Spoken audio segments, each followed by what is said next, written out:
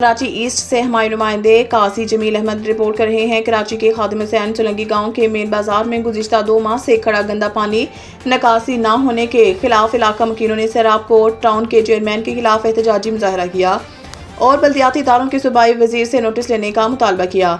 तफसीलात के मुताबिक कराची के सैराब कोट टाउन के सिंधी आबादी खादिम हुसैन चुलंगी गाँव के रहायशियों ने मेन बाजार में गुज़िश्ता 2 माह से खड़े गटर के गंदे पानी की निकासी न होने पर सैराब कोट टाउन इंतजामिया के खिलाफ एहतजाजी मुजाहरा किया और शदीद नारेबाजी की। इस मौके पर मुजाहिरीन जवार कासिम चांडियो, सैयद आफ्ताब शाह, बाबर चांडियो, आमिर चांडियो, जुल्फ़कार और दीगर निसाफियों से गुफ्तगू करते हुए कहा कि गुज़िश्ता 2 माह से खादिम हुसैन चुलंगी गाँव की मेन बाजार में गंदा पानी जमा है, जिसके बायस दुकानदारों का कारोबार मुतासिर हो रहा है, जबकि रिहायशियों की आमदोरफ्त भी शदीद मुश्किलात का शिकार है। उन्होंने कहा कि सैराब कोट टाउन के चेयरमैन लाला रहीम और म्यूनसिपल कमिश्नर औरंगजेब मक्सी को बारहा शिकायत करने के बावजूद मसला हल करने के लिए कोई अमली इक़दाम नहीं किया गया।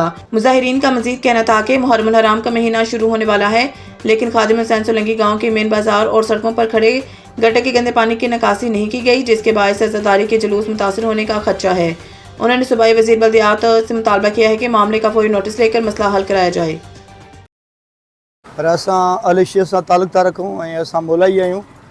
ॿिनि ॾींहंनि खां बाद में पहिरीं मुहर्रम थी बीहे ऐं असांजा अलम जेके आहिनि उहे लही चुका आहिनि ऐं अॼु अलमनि लॻाइण जो ॾींहुं बि आहे असांजो। अॼु खां ॾींहुं शुरू थी वियो आहे ऐं ॿिनि ॾींहंनि खां पोइ अशरो शुरू थींदो। हीअ असां सां हालत आहे, तव्हां हीअ ॾिसो साम्हूं आहे। इन अशरो ते मजलिसुनि ते कहिड़े तरीक़े सां माण्हू हिन रोड सां ईंदा, हिन रस्ते सां ईंदा। असां वॾो तकलीफ़ में आहियूं। खादिम ॻोठ वारा एतिरा साईं अज़ादारी मौला हुसैन अलैहिस्सलाम जी रुकणी न आहे, कॾहिं बि न आहे रुकणी। हू केॾा बि मसइला हुजनि, केॾियूं बि ॻाल्हियूं हुजनि, केॾा बि गंद किचरा हुजनि, केॾा बि मथां बम धमाका हुजनि, पर अज़ादारी मौला हुसैन अलैहिस्सलाम जी कॾहिं बि न रुकंदी। ऐं अॼु जे फ़िरौन खे असां चऊं था त हीअ असांजो इलाइक़ो ख़राबु आहे, बिलावल साहिब सां था कयूं ऐं असां CM सिंध सां था कयूं। मुतालबो असांजो इहो ई आहे ऐं असांजो जेके चेयरमैन आहे, असांजे कराची जो इंचार्ज आहे, मेयर आहे, उनखे असां मुतालबो था कयूं ऐं असां रिक्वेस्ट था कयूं। बाबा मुतालबो बि कयूं था, रिक्वेस्ट बि कयूं था, को हुकुम न आहे, हीअ अर्ज़ु आहे असांजो त असांजे इलाइक़े खे महिरबानी कई वञे, का नज़रअंदाज़ न कयो वञे। ही वक़्त जे यज़ीद खे इहो आहे त तूं केतिरो ज़ुल्म कंदे, ही केतिरो ज़ुल्म कंदे।